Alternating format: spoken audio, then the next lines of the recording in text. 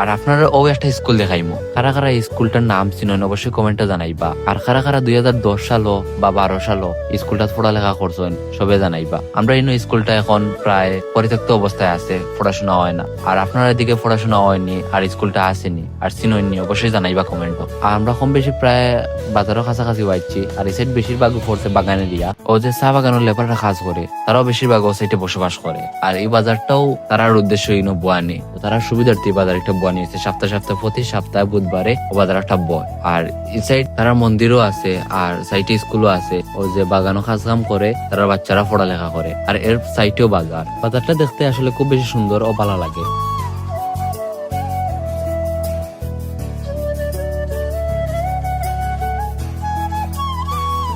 আর আমরা যেহেতু বাজার পাইছি অবশ্যই না হাইয়া কিছু যাইতাম না, তো খাওয়ার মতোই না শুধু ঝালমুড়িও আছে। তো ওই নাকি আমরা পাইলিছি আমরা ফ্রেন্ড এজন খেলা তাদের ধরছি খাওয়ানি লাগে। প্রায় 10 থেকে 15 মিনিট তান্ডে কাজ কইতে কইতে তাই রাজি হয়েছেন ঝালমুড়ি খাওয়ানি। তো অবশেষে তাই আনলিছেন ঝালমুড়ি আমরা লাগে। আমরা মানুষও বাক্কা কতজন গেছিলাম গিয়া, আর হিনো গিয়েও পাইলিছি আর 2-3 জন পরিচিত।